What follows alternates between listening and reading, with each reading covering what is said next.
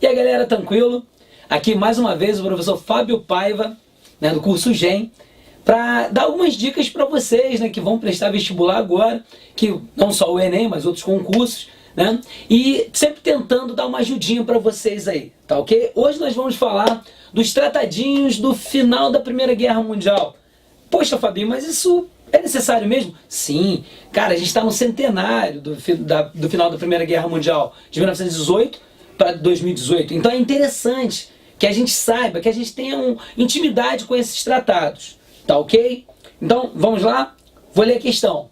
Dentre os desdobramentos políticos e econômicos imediatos na ordem internacional produzidos pela Primeira Guerra Mundial, 1914-1918, é correto apontar: A. O fim dos privilégios aduaneiros da França no comércio com a Alemanha. B. O surgimento da Organização das Nações Unidas, por meio do Tratado de Sèvres. C. A criação da Iugoslávia, como decorrência das questões políticas dos Balcãs. D. A anexação da Palestina, da Síria e do Iraque ao Império Turco-Otomano. E E. A incorporação da Hungria e da Tchecoslováquia aos domínios austríacos. Olha só, meus queridos, quando a gente fala desses tratados, a gente tem que falar um pouquinho do que eram esses impérios antes da Primeira Guerra Mundial, né? A gente sabe, né, que antes da Primeira Guerra Mundial, o que é a causa, né, que de 14 a 18, né, a Primeira Guerra Mundial, a gente tem um mundo onde os países passaram pela Segunda Revolução Industrial. Sim, a Segunda Revolução do século XIX, né, ele vai fazer, né, assim, uma transformação muito grande na Europa. A gente vai ter a criação do dínamo, o aparelho que gera eletricidade, a gente vai ter a criação do motor de combustão interna, a gente vai ter a criação do processo de Bessemer, que vai transformar ferro em aço. Isso tudo vai explodir a produção vai ampliar muito. E nessa ampliação da produção, o que a gente vai ter? A gente vai ter uma disputa entre esses países fortes e desenvolvidos pela África, Ásia e América do Sul. América do Sul não, porque a América do Sul, vocês sabem, né? Desde a doutrina Monroe que a América é dos americanos, do norte. Só falta isso na frase, né? Do norte, né? Bem, mas Ásia e África, né? E Oceania, a gente tem essa disputa. E no sentido da África, a gente tem a Alemanha nascendo depois, né? Em 1871, e já chegando, pedindo, né, uma conferência de Berlim para partilhar a África. Houve a partilha, ninguém ficou satisfeito com o que estava acontecendo.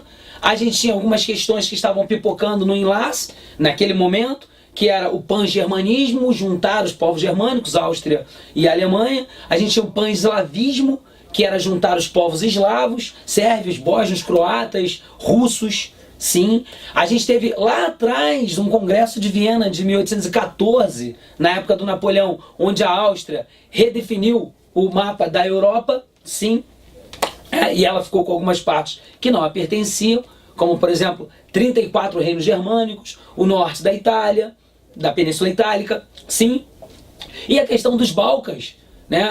Posteriormente a Áustria também vai conquistar os Balcãs, que hoje os Balcãs, né, vocês sabem, já passou pela Iugoslávia, e hoje mais uma vez eles são Sérvia, Bósnia, Montenegro, aquela região ali ao lado no mar Adriático, ao lado da Itália, então acima da Grécia. Sim, a gente sabe desse posicionamento geográfico. Perfeito. Então, a gente tem essa questão balcânica, a gente tem a criação de uma estrada de ferro Berlim-Bagdá, né? A gente tem o Estreito de Bósforo e Dardanelos, a gente tem uma série de disputas imperialistas. Sim, que tudo isso vai explodir quando o Francisco Ferdinando, o arquiduque da Áustria, é assassinado em Sarajevo, capital da Bósnia, por um militante sérvio.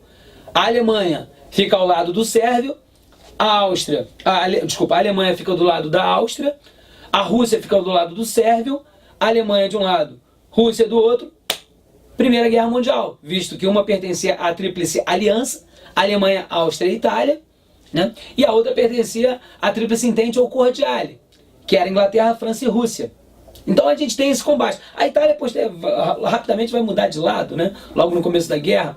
Aí vai entrar no lugar da Itália o Império Turco-Otomano e a Bulgária. Aí vamos ficar assim: o Império Austro-Húngaro, o Império Alemão, o Império Turco-Otomano e a Bulgária, certo? De um lado. E do outro, A gente vai ter Inglaterra, França, Rússia e Itália também vai lá, vai ficar, mostrar uma neutralidade no começo, depois vai ir para o outro lado.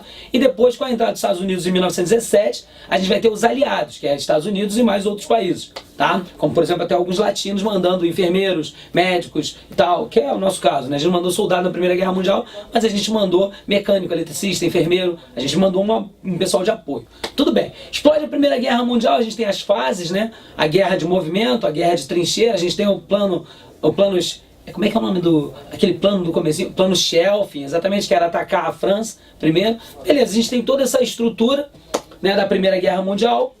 Beleza. Quando acaba a Primeira Guerra Mundial, Estados Unidos entra em 17, a Rússia sai. A Rússia sai em 17 por conta de questões internas, a Revolução Russa. E ela sai pagando, né, a Alemanha indenização, perdendo territórios. Sim, perde territórios e faz o Tratado de Brest-Litovsk. Sim, é um tratado, né, que tira a Rússia da guerra. E no finalzinho da guerra mesmo, a gente tem outros tratados, como por exemplo, né, final da Primeira Guerra Mundial, da Grande Guerra, a gente tem o Tratado de Versalhes. Mas o Tratado de Versalhes ele é muito comentado, ele é muito falado. O Tratado de Versalhes é aquele que pune a Alemanha. Você pode reparar que os tratados todos são feitos na França, né, os nomes todos são franceses. Porque a França tinha um sentimento contra a Alemanha muito forte, que era o sentimento de revanchismo francês. Então a gente tem o Tratado de Versalhes que pune diretamente a Alemanha. Mas a gente sabe, né? 269 mil marcos são pagos pela Alemanha. A gente tem a Alemanha perdendo territórios como Alsácia, Lorena, Letônia, Estônia, Lituânia e Finlândia.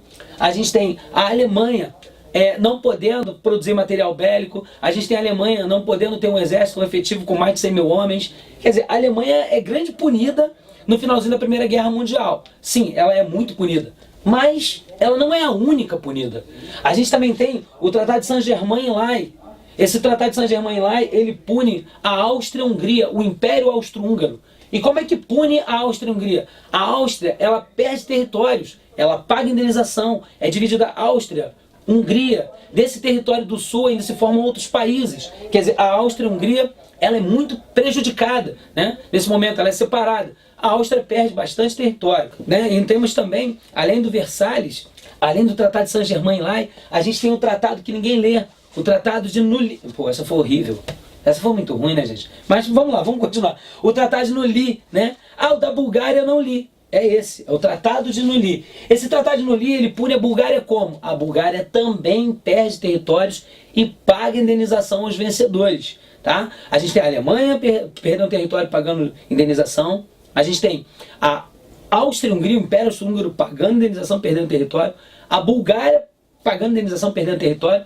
E a gente tem também o Tratado das Minorias. São aqueles países que vão surgindo no finalzinho da Primeira Guerra Mundial, né? Sim, a gente tem a Polônia surgindo, a gente tem a Hungria surgindo da Áustria também, a gente tem a Hungria, a gente tem a Iugoslávia surgindo, a Tchecoslováquia, a gente tem alguns países, Letônia, Estônia e Lituânia, a gente tem alguns países pequenos surgindo. E os países maiores, fortes, deveriam se responsabilizar por ajudar essas minorias. A gente sabe que essa ajuda no final foi uma exploração. Mas o Tratado das Minorias, o próprio Lenin era contra o Tratado das Minorias, né? Para você ter uma ideia. Bem, o Tratado de Trianon, todos esses que a gente falou até agora, galera, foi em 1919, né?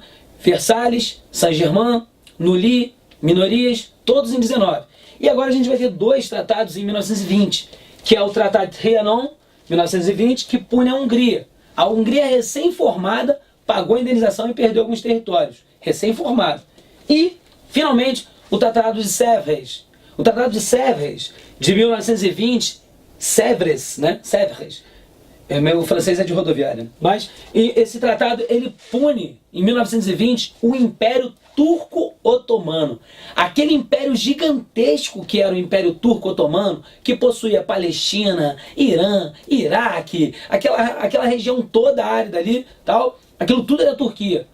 A Turquia perde todos esses territórios e fica apenas com uma parte pequena, que hoje é a Turquia, ali onde é Constantinopla, Istambul, né? Hoje, Istambul, aquela parte pequena. Então a Turquia, ela entra querendo mais territórios e ela perde territórios, tá, galera? Então a gente tem alguns tratados aqui que são importantes, tá ok? E a Primeira Guerra Mundial, ela é um divisor de água para cair famílias poderosas e impérios também serem dissolvidos, tá ok? Então, vamos para a questão mais uma vez. Aqui a gente tem, dentre os desdobramentos políticos e econômicos imediatos na ordem internacional, produzidos na Primeira Guerra Mundial, é correto apontar o fim dos privilégios aduaneiros da França no comércio com a Alemanha. Olha, esse comércio, privilégios entre França e Alemanha não existiam. Tá?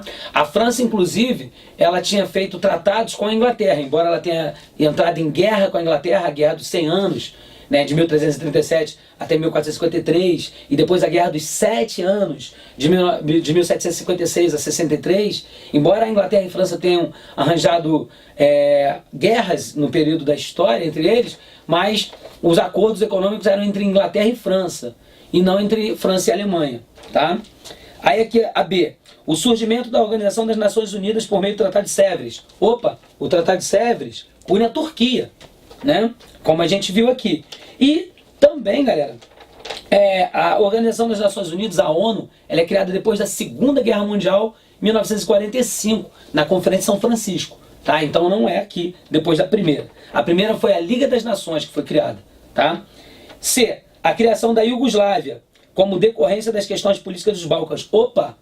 A Iugoslávia surgiu nesse contexto, sim, né? Tratado das minorias, a Iugoslávia surge, né? Pegando Sérvia, Bósnia, Montenegro e tal, aquela região toda ali, se torna a Iugoslávia. Sim, isso é correto. Inclusive, essa divisão que foi feita da Áustria é o Tratado de Saint-Germain-en-Laye. Tá, galera? Então a letra C está correta.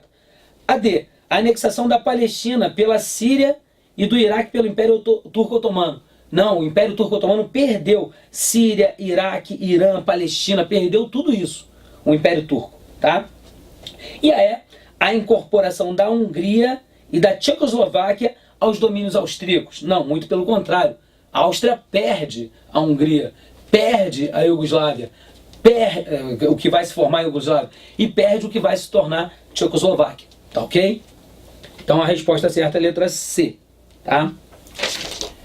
Bem, galera, espero que vocês coloquem esses tratadinhos aí no coração de vocês. Espero que vocês entendam bem em cada tratado desse, porque esse ano, principalmente no centenário do fim da Primeira Guerra Mundial, é bem provável que esses tratadinhos possam cair nessas provas que estão por vir, tá ok?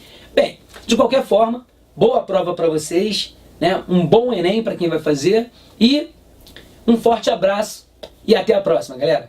Fui!